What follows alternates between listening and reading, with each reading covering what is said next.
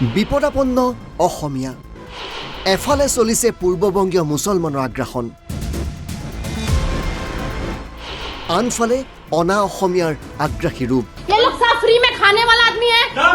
सब फ्री में खाने वाला आदमी है सब दलाल लोग है खड़ा है আৰু মাজত চেণ্ডুইচৰ দৰে অৱস্থা হৈছেগৈ অসমীয়া জাতিটোৰ দুলীয়াজানৰ ঘটনাই উদঙালে বহু সত্য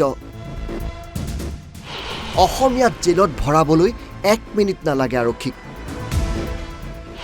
অসমীয়াক মিছা গোচৰত হেণ্ডকাফ লগাই টানি নিব পাৰে অসম আৰক্ষীয়ে কিন্তু অনা অসমীয়াক গ্ৰেপ্তাৰৰ দাবী উঠিলেই লাগি যায় ডিছ ব্ৰেক অৱশ্যে তাৰ মাজতে আছুক বাদ দি বাকী দল সংগঠন ৰাইজে একতা দেখুৱালে অৱশ্যে অনা অসমীয়াক তৈলমৰ্দন কৰিবলৈ গৈ এতিয়া বিপদত পৰাৰ উপক্ৰম ঘটিছে ডিব্ৰুগড় আৰক্ষীৰ ডিব্ৰুগড় আৰক্ষীক বিপদৰ মুখলৈ ঠেলি দিয়াৰ আচল কাৰণ হৈছে এইজন অধিবক্তা নাম বিজয় পাণ্ডে মিছা গোচৰত শংকৰক হেণ্ডকাফ লগাইছিল যিটো প্ৰকৃততে মিছা কথা আছিলে যিটো গোচৰত তেওঁক এৰেষ্ট কৰি অনা হৈছিলে সেই গোচৰত 109ৰ কোনো ছেকশ্যন নাছিলে বেআইনী কাৰ্যত নামিছিল ডিব্ৰুগড় আৰক্ষী সংগজ্যোতি বৰুৱাক বেআইনীভাৱে হেণ্ডকাপ লগাই সেইদিনাখন আদালতত অনা হৈছিলে এনেকুৱা ঢেৰ কেছ আছে য'ত কেছ ৰেজিষ্টাৰ হ'ব লাগিছে তাতো কেছ ৰেজিষ্টাৰ হোৱা নাই কিন্তু যিটো কেছ ৰেজিষ্টাৰ হ'ব নালাগে তাত কেছো ৰেজিষ্টাৰ হৈছে এৰেষ্টো হৈছে হেণ্ডকাপো লগাইছে গতিকে অবভিয়াছলি ইয়াত ৰাজনীতিও আছে পলিটিকেল ইনফ্লুৱেঞ্চ আছে মানৱ অধিকাৰ আয়োগত গোচৰ তৰে অধিবক্তা বিজয় পাণ্ডে তদন্তৰ নিৰ্দেশ আহিল মানৱ অধিকাৰ আয়োগৰ পৰা তদন্ত হ'ব SP OCৰ আপোনাৰ আছাম হিউমেন ৰাইটছ কমিশ্যনে নটিচ এখন জাৰি কৰিছে ডিষ্ট্ৰিক্ট মেজিষ্ট্ৰেটলৈ যাতে তেওঁক এখন ইম্পাৰ্চিয়েল ইনকুৱাৰী এটা কৰিবলৈ কাৰণে তেওঁক ডাইৰেকশ্যন দিয়া হৈছে আৰু SP ডিব্ৰুগড় OC দুলীয়াজান আৰু আই কনচাৰ্ণলৈ নটিচ জাৰি কৰা হৈছে তেওঁলোককো নিজৰ জবাব দিবৰ কাৰণে দিয়া হৈছে গতিকে এইটো আমাৰ কাৰণে ভাল খবৰ যাতে অসম আছাম হিউমেন ৰাইটছ কমিশ্যনে আমাৰ যিটো আমাৰ ডে টু ডে পাব্লিক লাইফৰ মানুহৰ যিটো পাৰ্চনেল লিবাৰ্টিটো থাকিব লাগে তাৰ কগনিজেঞ্চটো লৈছে আৰু সংগজ্যোতি বৰুৱাক বেআইনীভাৱে হেণ্ডকাপ লগাই সেইদিনাখন আদালতত অনা হৈছিলে যিটো তেওঁলোকে পুলিচে কেতিয়াও সেই কৰিব নালাগিছিলে আৰু এইটো কোনো ফালৰ পৰা গ্ৰহণযোগ্য নহয় আৰু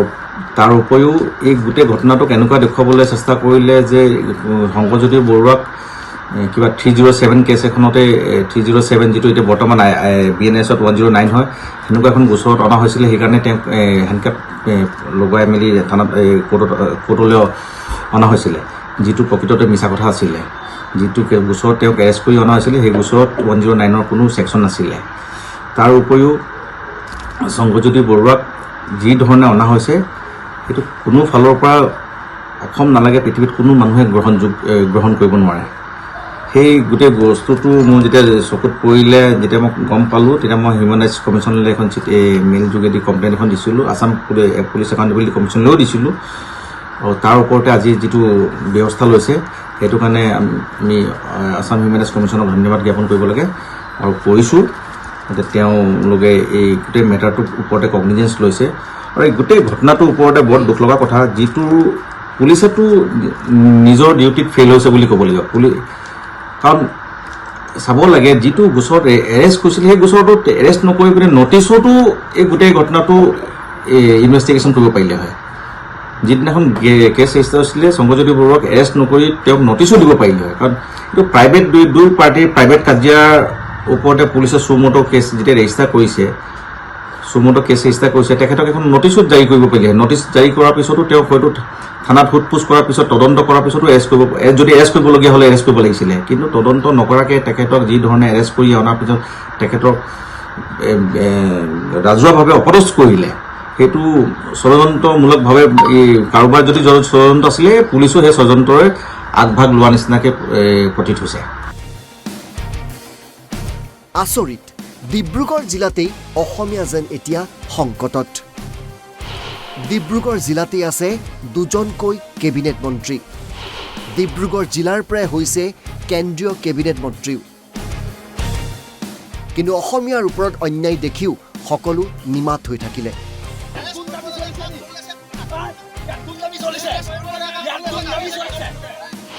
মাত মাতিলে কেৱল মুখ্যমন্ত্ৰীয়েহে হেণ্ডকাফ খুলিবলৈ নিৰ্দেশ আহিল মুখ্যমন্ত্ৰীৰ পৰা তেওঁলোকে ডিব্ৰুগড়ত এনেকুৱা ডাঙৰ ঘটনা এটা হৈছে আৰু দুজন কেবিনেট মন্ত্ৰী ডিব্ৰুগড়ত থকাৰ পিছতো ইমান ডাঙৰ ঘটনা এটা হ'ল আৰু তেওঁলোকৰ এইটো খবৰ নাই বা তেওঁলোকে আজিলৈকে নিজৰ প্ৰতিক্ৰিয়া দিয়া হোৱা নাই বৰ আচৰিত ধৰণৰ কথা যিটো মেটাৰত মুখ্যমন্ত্ৰীৰ প্ৰতিক্ৰিয়া দিবলগীয়া হ'ল সেই মেটাৰত আমাৰ দুজন কেবিনেট মন্ত্ৰীও নিজৰ প্ৰতিক্ৰিয়া দিয়া হোৱা নাই দিয়া তেওঁলোকে বিমল বৰা ডাঙৰীয়া হওক বা প্ৰশান্ত ফুকৰ ডাঙৰীয়া হওক তেওঁলোকেতো গোটেই মেটাৰটোৰ ওপৰত নিজৰববীয়াকৈ এখন অলপ ইনফৰ্মেশ্যন গোটাই মেলি ৰাজহুৱাভাৱে পাব্লিকক জনাব লাগিছিলে কি হৈছিলে কি নাই হোৱা কিয় এই ঘটনাটো হ'ল ইয়াৰ কাৰণে কোন দোষী পুলিচে যিটো কৰিছে সেইটো উচিত কৰিছে নে নাই কৰা অসমতে অসমীয়া এতিয়া লাহে লাহে ভগনীয়া হ'ব নেকি অসম ৰসাতলে যাব নেকি ভূপেন হাজৰিকাৰ সেই আশংকা লাহে লাহে সত্য প্ৰমাণিত হ'ব নেকি ডিব্ৰুগড়ৰ পৰা হৰেণ সোণোৱাল NB নিউজ